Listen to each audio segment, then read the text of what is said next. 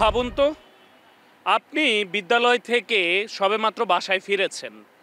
বাসায় ফিরে দুপুরে খেয়ে নিজের মায়ের সাথে ভাই বোনের সাথে ঘুমিয়ে আছেন। স্বপ্ন দেখছেন বড় হয়ে বিসিএস ক্যাডার হবেন, মুক্তি মিলবে আপনার মা বাবার জীবনের এই বস্তি থেকে, আপনি হয়ে উঠবেন একজন বড় অফিসার, বড় কর্মকর্তা কিংবা দেশের স্বনামধন্য কোনো ব্যক্তি। হঠাৎ চারদিকে ধোঁয়া, ধাউ ধাউ করে আগুন জ্বলছে, সব যেন পুড়ে ছারখার, সাথে সাথে আপনার স্বপ্নও পুড়ে ছারখার। এরকম প্রায় 1500টি পরিবারের স্বপ্ন পুড়ে ছারখার হয়ে গিয়েছে গত 25শে নভেম্বর বিকাল ঠিক 5টা 22 মিনিটের অগ্নিকাণ্ডের ঘটনায়।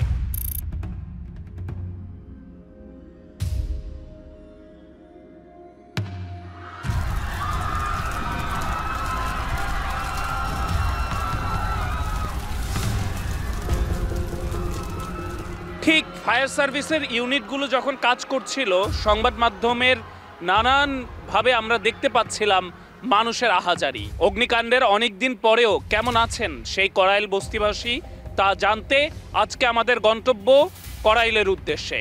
আমরা জানতে চাই, প্রতি বছরই এই অগ্নিকাণ্ডের ঘটনা ঘটে থাকে কড়াইল বস্তিতে। তার নানান কারণ নিয়ে আজকে কথা তো বলবই, তার আগে তাদের মুখ থেকে শুনতে চাই কেমন আছেন তারা।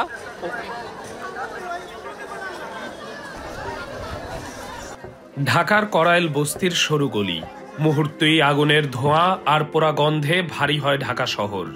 হারিয়েছে শতাধিক ঘর। আগুন নিভানোর পরেও ধ্বংসের দৃশ্য যেন চারপাশ জীবন্ত হয়ে আছে।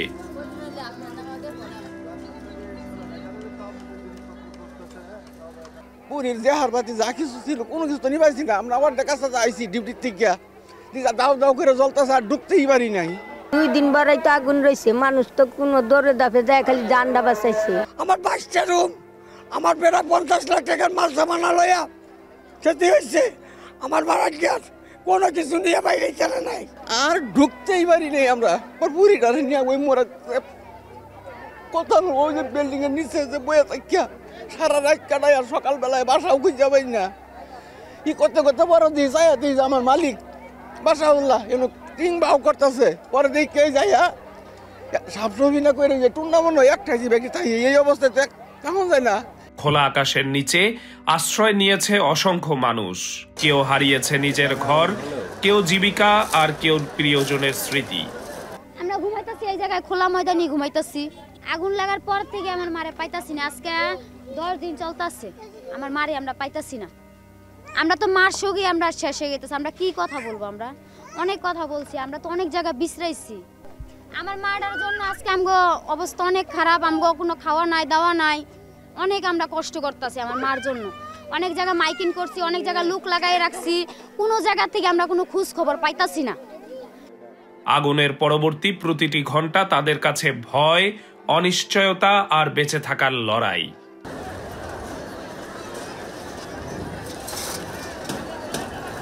বস্তির ঘরগুলো টিন, কাঠ আর প্লাস্টিকের তৈরি ধার্য নির্মাণ সামগ্রী অগ্নিকাণ্ডকে আরো ভয়াবহ করে তোলে।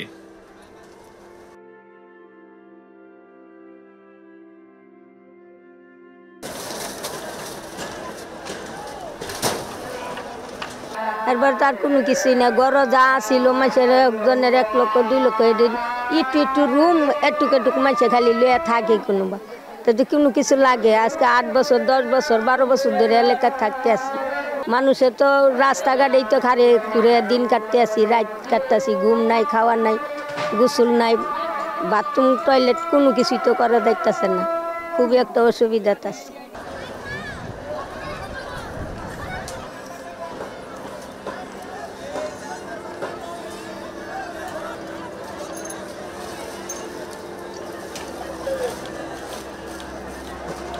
তো ভাই আমরা ডিউটিতে ছিলাম, আমরা তো আর বলতে পারি না।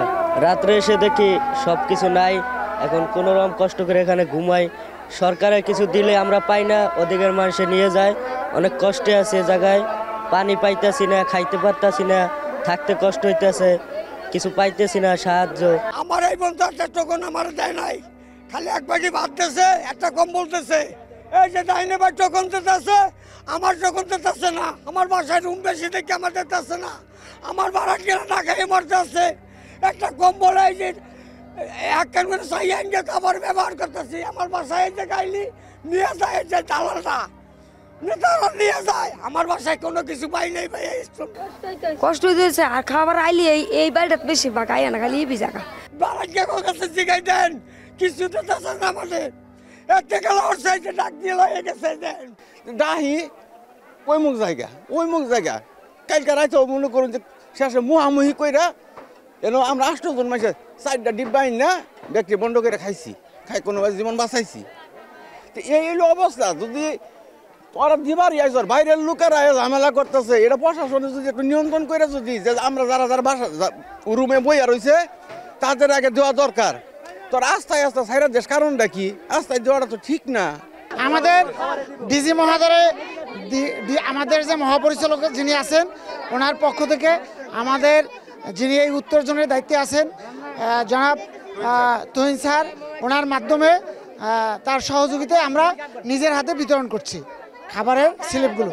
না, এখন বিষয়টা হলো আমরা দিচ্ছি, অনেকে যে না পাইছে সে তো পাবে, দিচ্ছি আমরা সিরিয়ালে তো দিচ্ছি।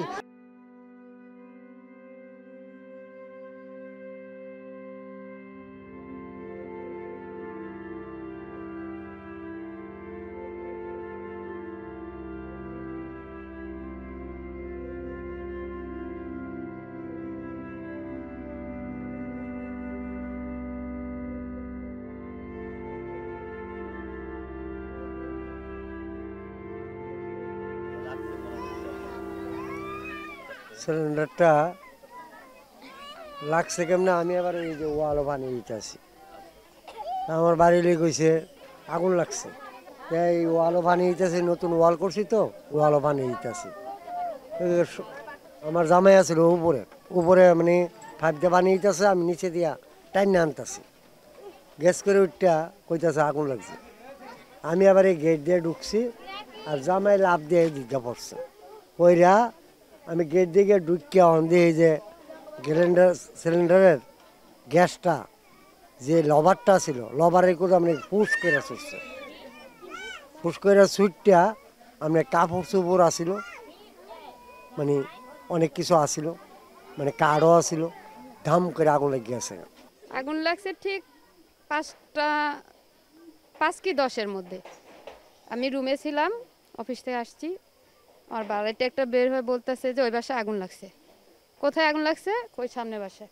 বের হয়ে দেখি ওদের বাসায় আগুন দাও দাও করে জ্বলতেছে। এটাই টেলাসের দোকান আমার, আর পাশে হচ্ছে যে আগুনের অগ্নিকাণ্ডটা। তো দেখা যাচ্ছে যখন আগুনটা লাগছে গ্যাস সিলিন্ডার থেকে আপনার ওই চুলার উপরে সে কড়াই দিছে, মানে শুনছি, কিন্তু আসলে কড়াই দিছে নাকি দিছে তো দেখি নাই, কিন্তু চুলার উপরে যে মানে মালপত্র ছিল এটা দেখছে কিন্তু। তো দেখার পরে পাইপটা ছুটে গেছে চুলার থেকে ছুটে যায়। হঠাৎ করে দেখা যাচ্ছে আপনার কাণ্ডে বোর্ড ছিল, বোর্ডটা থাকার পরে কিন্তু তারা কিন্তু আগুনটা আগে গ্যাস সিলিন্ডার কিন্তু থাবা দিয়ে নিভাইতে পারতো। ওটা না করি সাইডে ছিল দোকানে ঝাপ লাগানো খোলা ছিল, ঝাপগুলো তাড়াতাড়ি খুলি আটকায় দিয়ে পরে আপনার ভিতরে থেকে উপরে বলছে যে কাস্টমার যারা ভাড়াটিয়া আছে 2-3 জন যারাই আছে ওনার বাড়ির ওই সাইড তো ভাঙা, এই সাইডে যারাই ছিল। তো বলছে যে আপনারা একটা কাজ করেন, নিচে আগুন লাগছে আপনার দৌড়ায় নিচে নামেন। তো অনেক ভাড়াটিয়া দেওয়া আছে, যার টাকা পয়সা অনেকে ফেলাইতে চলে আসছে, অনেকে করছে চলে আসছে। পরে বাইরে যাওয়ার পরে বাস গেট দিয়েছে লাগাই, আগুন লেগে গেছে বড় হনে নিচে দিয়া ওই গ্যাসটার উপরে। আমি আবার করছি কিটা, আমার আবার মনে হলো কি যে এই বালু দিলে গ্যাস নিভা যাব। বালুর 1 বস্তা বালু লইয়া এই গ্যাসের সিলিন্ডার উপরে মারছি, মুখ খাটার মধ্যে মারছি। এরপরে দিয়ে যা আরও বাইরে গেল, গ্যাসটা বাইরে গেছে বেশি। পরে ধাম করে দিয়েছে চতুর্দিকে লেগে গেছে। পরে কয়েকজন লোক ভিতর দিয়ে ঢুকলো, এরপরে গেটের ভিতর দিয়ে ঢুকলো। গেট লাগাই দেওয়ার পরে তার মানুষ ভিতরে ঢুকতে পারে নাই, না ঢুকতে পারে তার আগুন নিভাইতে পারে না। আর সাইডে যে আমার পাশে যে ওয়ালটা করছে অর্থাৎ 1 বুকের উপরে, এটা আপনার টক্কায় তো আর ভিতরে যাওয়া সম্ভব না। ঢুকিয়া কিছু মানুষ এই যে ময়লা পানিও দিতেছে, এই যে এখানে ময়লা পানি আছে, ওই যে মানে বাথরুম ওয়াশরুমের পানি টানি জানা, এই ময়লা পানিও দিতেছে। আর আমি তো বালু মারছি, বালু মারার পরে আরও সেটা মানে গ্যাসটা আকর্ষণ বেশি হয়েছে। বেশি হওয়ার পর চালের উপর উঠতেছে। আরও আসলে ঘরের মধ্যে ফোল্ডিং টোল্ডিং আবি দেবী আসলো, কাপড় চোপড় মানে অনেক লাগি আছে। পিছন দিয়ে কিছু লোক আমার টানতেছে, কমি কাকা কাকা আপনি জলদি করে বাইরন, এই আগুন পরিস্থিতি আনন্দের কোনো সিস্টেম নেই। তাদের মুখে শুনলাম আসলে নানান কথা, কি হয়েছিল সেদিন বা ক্ষতিকর দিকগুলো কিভাবে তারা কাটিয়ে উঠছে সেই কথা। কিন্তু প্রতি বছরই এই বস্তিতে কেন আগুন লাগে? যদি আপনার ঝাঁপ খোলা থাকতো তাহলে ভিতরে ঢুকতে পারতো। এই সূত্রে দেখা যাচ্ছে আমার দোকানে তো স্কুল ড্রেসে কাজ করতাম বিভিন্ন স্কুলের, এখন ওইটা দেখে পরে তো আর মানে মন সামলায় নিতে পারি নাই, কী করব। এখন কিছু মানুষ কইতাছে আমরা দাউলে দাঁড়াই লইছি, কিছু মানুষকে গেট বন্ধ করে রাখছি, এই নানান ধরনের নানান মানুষের নানান কথা কইতাছে। আমার মেয়ে ছিল পরে ঘুমানো অবস্থায়, যে এই মেয়েটা ছোট মেয়েটা, পরে আমার বড় ছেলে এটা আসছে, আসি করছে আব্বু ওই সাইডে তো আগুন দেখা যাচ্ছে, কী করবো? বললাম যে তাড়াতাড়ি নামায় নিয়ে আসো, নামায় নিয়ে আসো। এখন তো আর আগুন নিবানোর মতো কোনো ব্যবস্থা নেই, যেহেতু গ্যাস সিলিন্ডার যদি সে থাবা দিয়ে ইচ্ছা করলে সে নিজে না পারে যে আরেকজনকে ডাক দাও সহযোগিতা করার জন্য, তারা তো ওইভাবে ডাকে নাই। মানে 5 মিনিটের মধ্যে ছড়াই গেছে সব, মানে আগুন তো দ্রুত চলছে। আগুন কাপড় চুপড়ের ভিতরে, এই ঘরটার মধ্যে মাল আছিল অনেক, কাপড়ই আছিল বেশি। আমার তো দোকান আছিল গুড্ডি, তারপর নাড়াই, তারপরে কসমেটিকের মাল, তারপরে কলা, বিভিন্ন আইটেমের মাল। মানে সোজা কথা, আপনি যে একটা মানে সদের লেগে যে আইবেন, চাল ছাড়া সব জিনিস আমার দোকান আছিল। আজকে ওনাদের জন্য দেখা যাচ্ছে অনেক পরিবার, শুধু আমি একা না, অনেক পরিবার দেখা যাচ্ছে ধ্বংস হয়ে গেছে। আজকে যদি ওনারা যদি ঠিকমতো এই জিনিসগুলো করতো, মানুষকে ডাকতো যে ভাই আমার বাড়িতে আগুন লাগছে, তোমরা যেভাবে পারো ওইভাবে নিবাও। আনুমানিক মনে করেন আমার 5-6 লক্ষ টাকা মালামাল হতেইছে। আর ক্যাশের মধ্যে আমার টাকা ছিল 40,000 টাকা বান্ডেলটা নিচের ক্যাশও, আর 2-3 দিনের বেচা কিনির টেয়া উপরে ক্যাশও আছিল সব। মানে কোনো কিছু আমি বাঁচাতে পারিনি। মানে দৌড়ায় তো আমি এই দোকান থেকে দৌড়ায় ওই 5 গিয়া ধরছি, 5 গিয়া ধরার পর ওই 5 গিয়া টানতাছি, এর মাত্রে আমার জামাই লাভ দেন নেমে আছে, আর আমি ঘুইরা এদিক দিয়ে ঘুইরা দোকান ঘুইরা এরপরে ভিতরে গান পাইছি। তো আসলে ওনারা যদি ওই জিনিসটা ওই সময় করতো, তাহলে আজকে মানুষের প্রতি মানুষের কিন্তু আনন্দ লাগতো। হয়তো ওনার ঘরটা ভাঙতো, পাশাপাশি যদি আমারটাও ভাঙতো, তারপরে কিন্তু অনেক মানুষ পরিবার বাঁচত।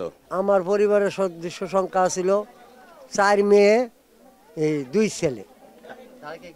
না, একটা থাকতো আমার গাজীপুর, আর একটা ছেলে টুকিটাকি চাকরি করতো, আর মায়ারা আমার ইয়ানো থাকতো।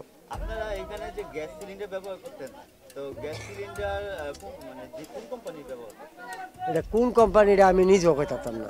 একটা গ্যাসের বোতল দিয়া নতুন একটা গ্যাসের বোতল আনছে, একদিনে খালি পাক করছে, পরের দিন এই দুর্ঘটনা করছে। এখন সিলিন্ডার এই যে ইয়ারা মানে 2 ভাগ হয়ে গেছে। হ্যাঁ আছে ভিতরে।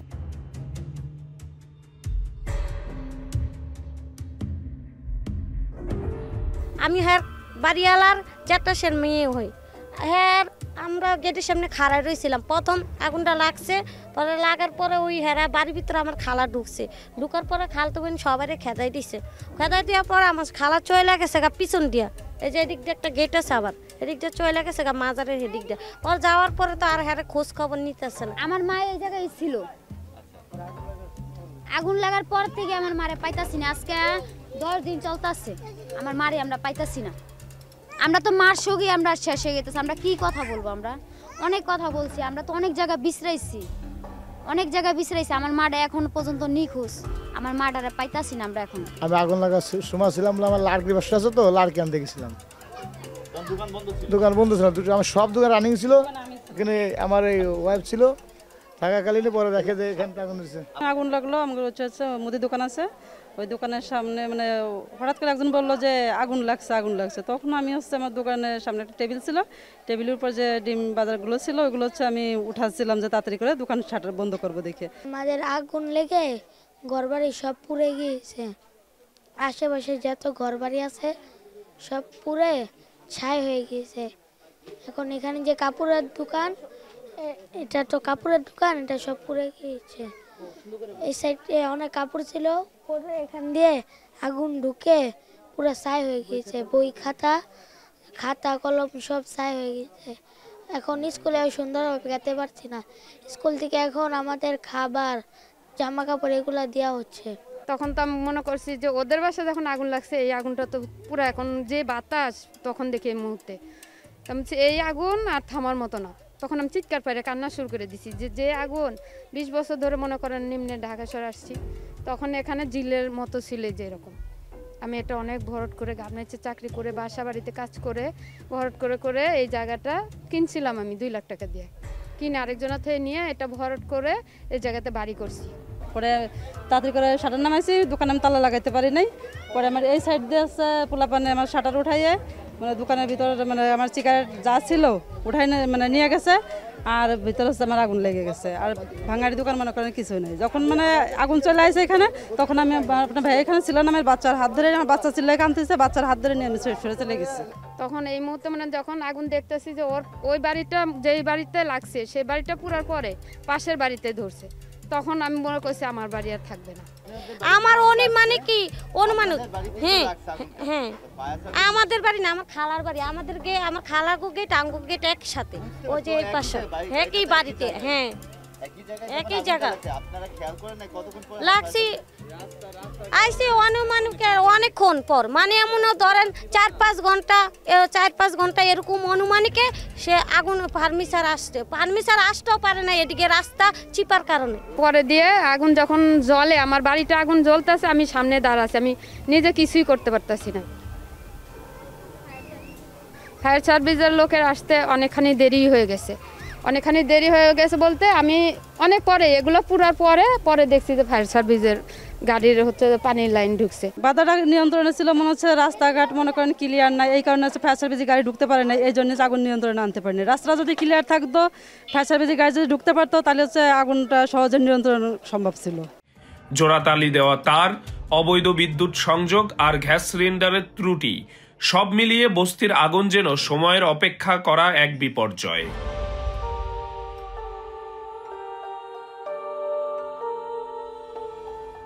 ভাবুন তো, ঢাকা ফায়ার সার্ভিস ইউনিটের 19টি ইউনিট টানা 15 থেকে 16 ঘন্টা পরে আগুন নিয়ন্ত্রণ আনতে পেরেছে। এর অন্যতম কারণ হিসাবে ফায়ার সার্ভিস যেটিকে চিহ্নিত করেছেন সেটি হলো বস্তির যেই চলাচলের রাস্তা রয়েছে সেই চলাচলের রাস্তা অত্যন্ত সরু। ফায়ার সার্ভিস ঘটনাস্থলে পৌঁছালেও সরু গলি, জনসমাগম আর পানির অভাব উদ্ধার কাজকে কঠিন করে তোলে। আগুনের তীব্রতায় মুহূর্তেই ভস্মীভূত হয় শত শত ঘর।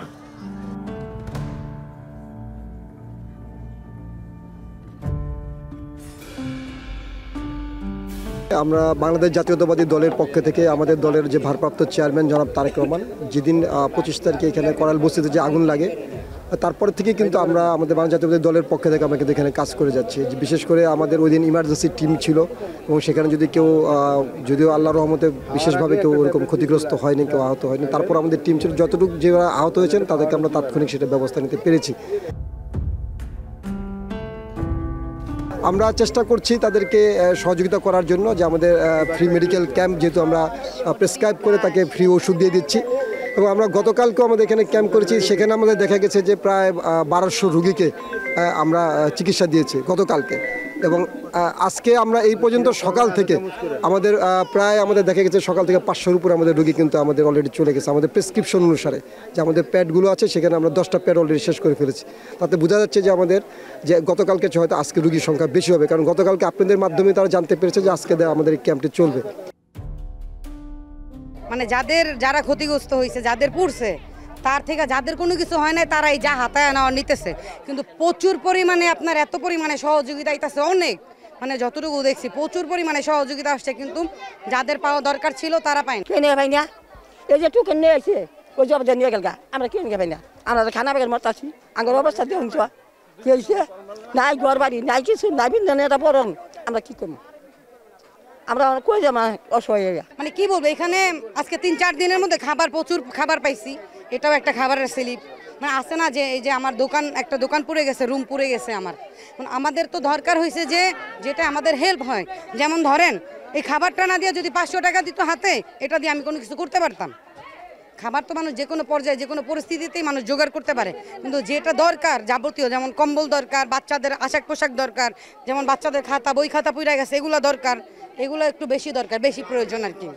তাহলে আমরা যদি কিছু না পাই, আমরা সুস্থভাবে থাকবার চাই, ওরা সুস্থভাবে আম করে দেওয়া যাক। এখান থেকে বইয়ে থেকে যদি ডাক দেয় চাচা এদিকে আইসেন একটু, না ওই অমুক জমি জায়গা অন্য জায়গায় ওই অন্ত দেখলাই নিয়ে যাবে তো ওই পাশ দিয়ে যাবো, এই উঠতো না। দিন যায় আমরা আডি কুচকুচুতান পাই না, ওই যারা পাইতেছে এরা 4টা 5টা নাম একাদারছে পাইতেছে। যেমন ওই 25 কেজি চাইলের নাম দিছে, এক গড়ই 5 নাম, আমরা পাই না একটাও। 5 কেজি চাইলেও আমরা কোনো পাই না এখনো, কেন আমরা কাজ করে বিতাই আমাকে পাই না। তাহলে ফোন নাম্বার নাও কেন?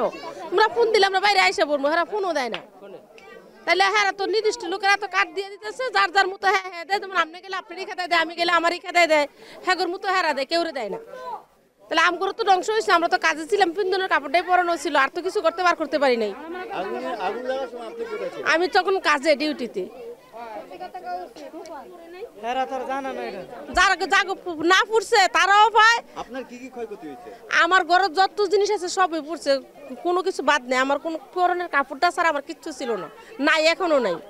ওনারা বলতেছে যে আমরা প্রতিটা বাসাতে ঢুকতেছি, কিন্তু এই যে আমার এই গলিটার ভিতরে ঢুকলে পরে একটাই আমার এই বাসাটা, হ্যাঁ এই গলিটার ভিতরে ঢুকতেছে না।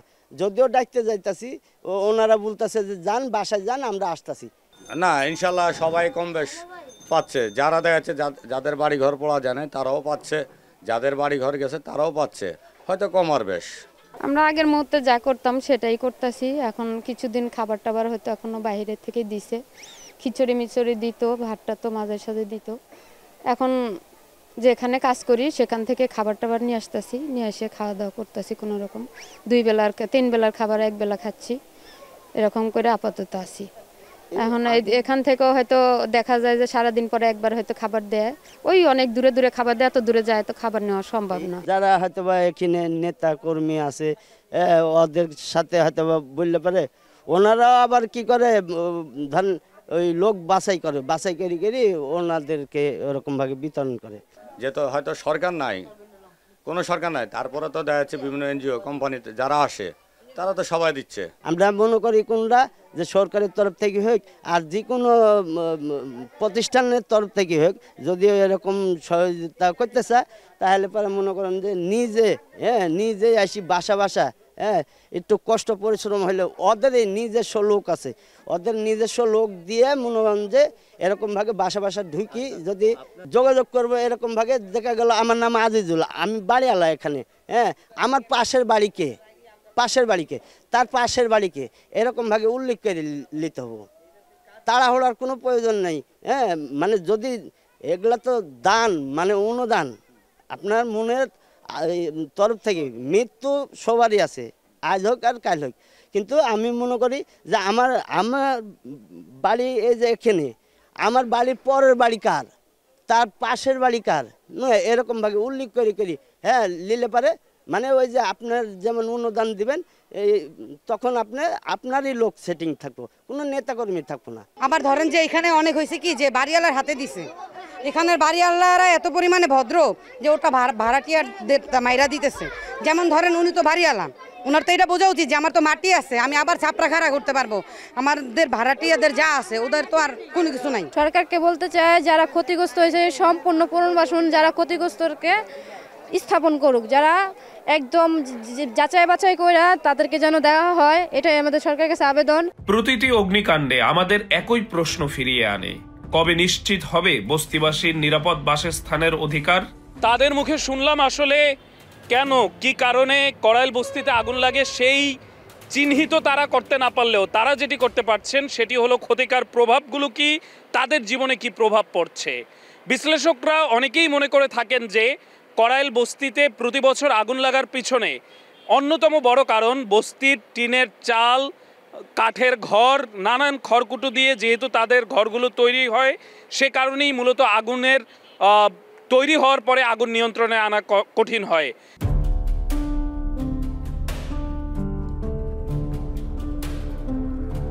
পরিকল্পিত নগরায়ন, নিরাপত্তার, অগ্নি নির্বাপন ব্যবস্থা ও কমিউনিটি সচেতনতা ছাড়া এই আগুন থামবে না, শুধু জায়গা বদলাবে।